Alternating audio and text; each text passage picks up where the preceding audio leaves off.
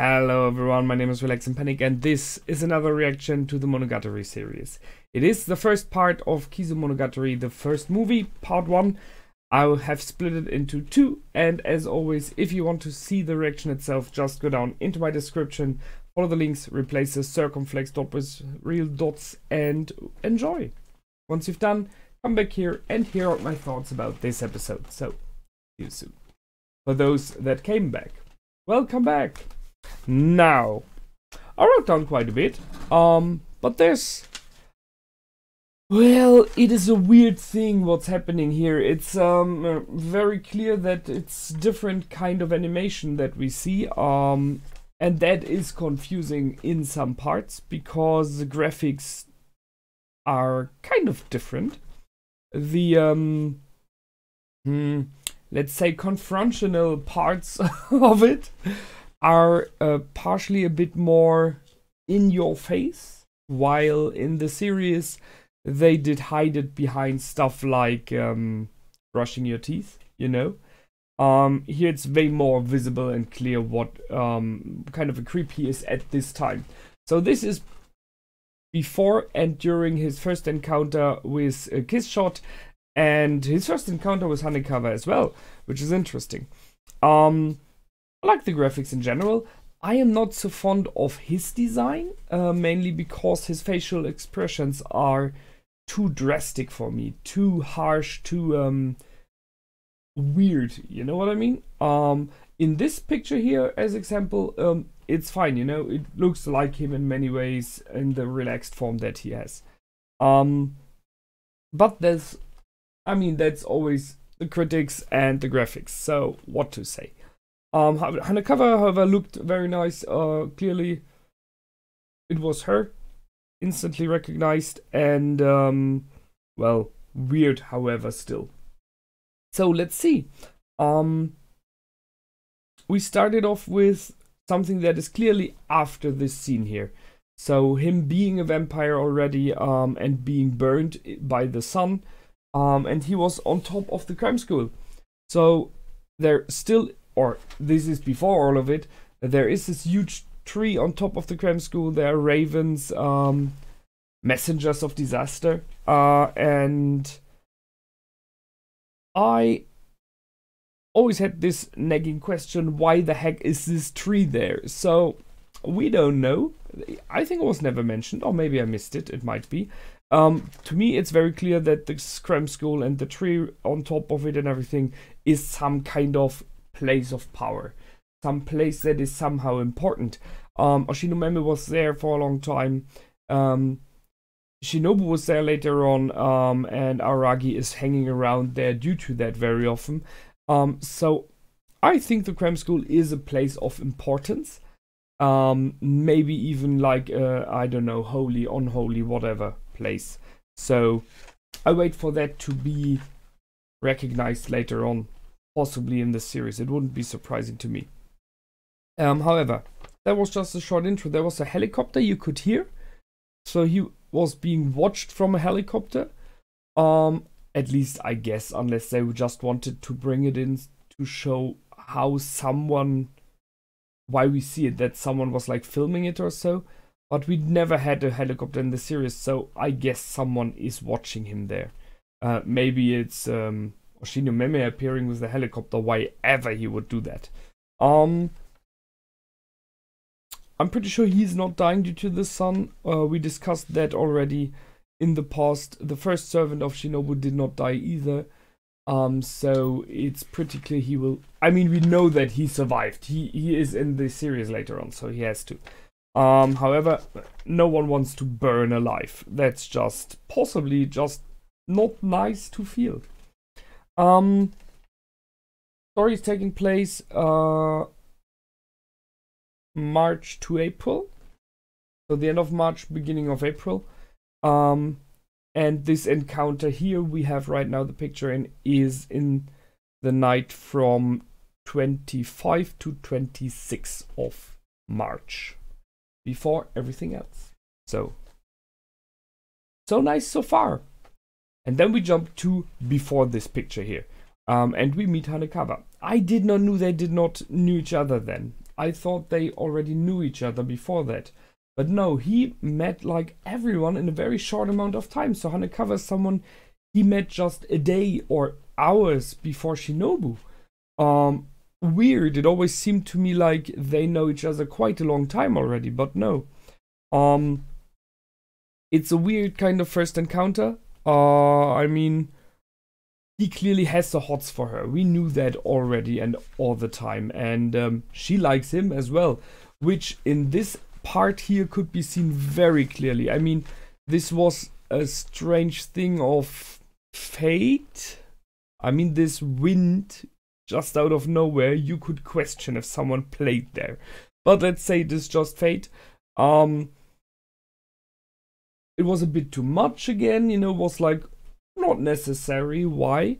But okay, you could see he's creeping on her completely, and she is, although she's blushing and turning red at the same time, she kind of likes him. I mean, she's not pushing it against him that he saw what he saw. So instead, she even gives his number to him and kind of aggressively wants to be his friend. I mean, he was even walking away from her. So he was like, I'm not sure if you could say shy, but he was after this moment where she did not run away, which as a guy, it's possibly not an easy thing to not comment anything. You know? If something like that happens and the girl's like, who happens? And you don't say anything. I mean, this is kind of like that she gives the option for just talk to her, you know? And no, he just walks away. So who does that? Especially when he's as creepy as Araragi is, as we know. So instead of letting him go, she follows. So she wants to talk to him. She wants to meet up with him. She wants to know him better. And when he opens up and tells her about his very weird perception of friendship, that it's just negative for him, what she does is put her number in his phone and says, too bad, now you have a friend. I mean, Hanekawa is kind of a good person, we know, but that is so actively like stalking him, you know? Just weird. Really strange.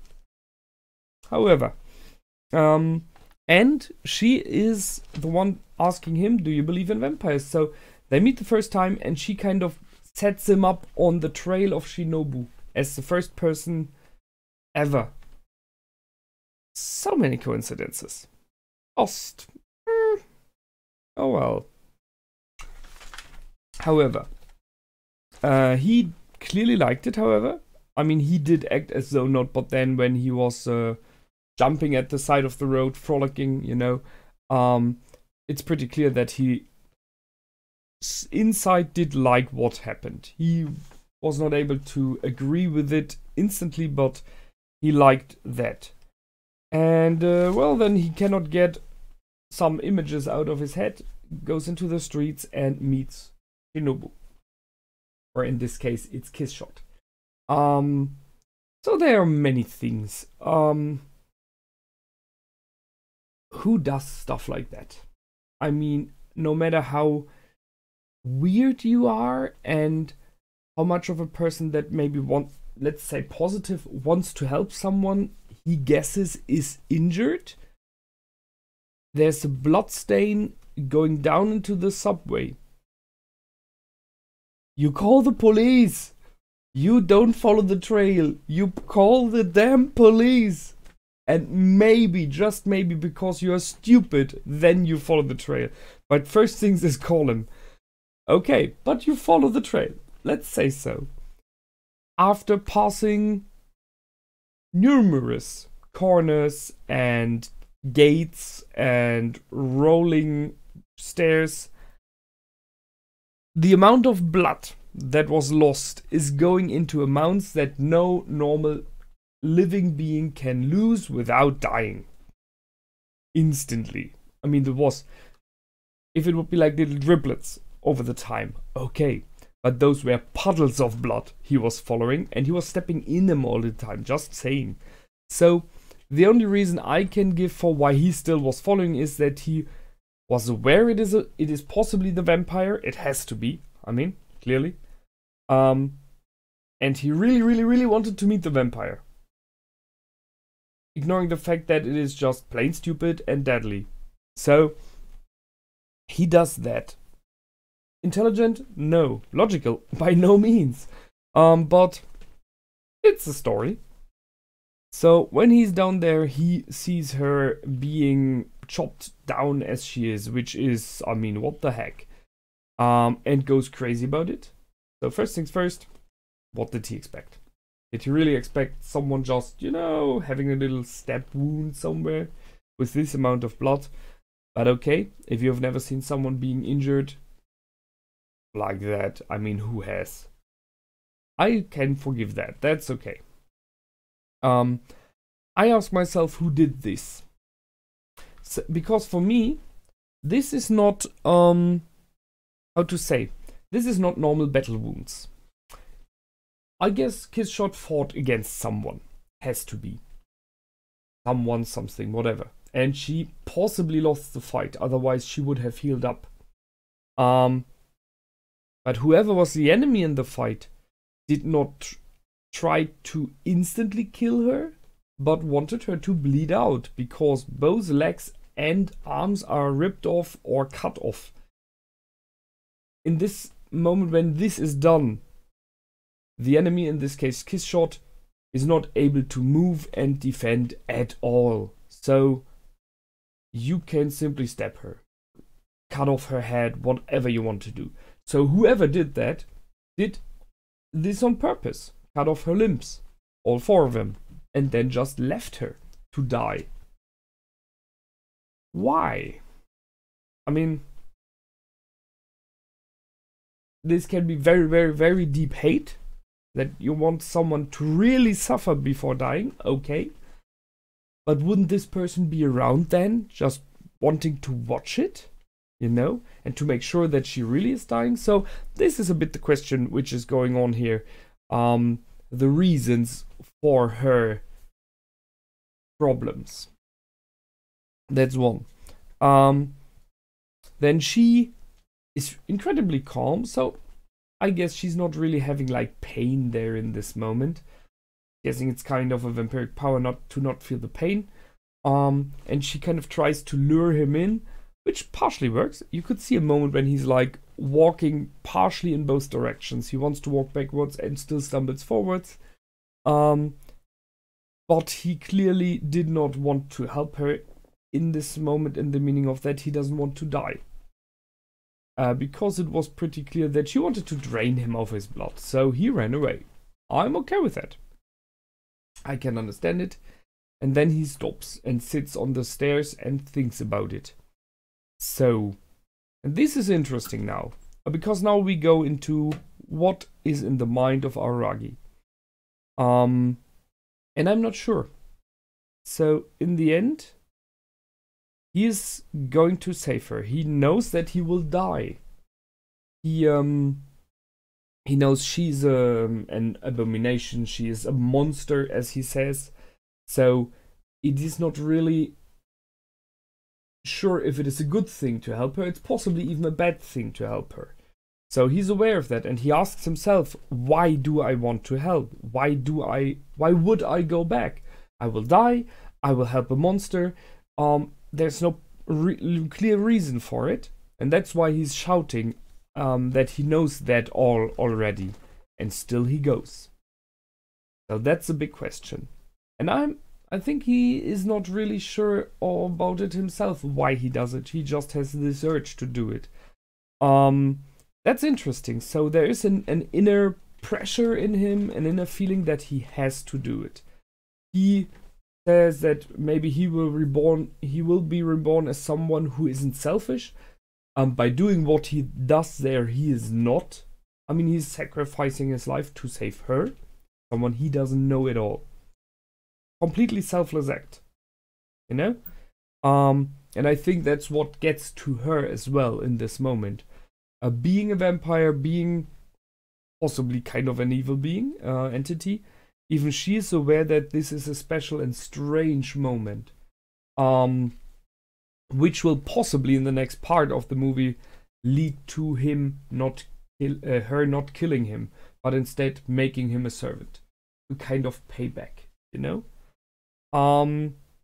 So that's the interesting and weird thing, and I look forward if we maybe, just maybe, will learn why he did it.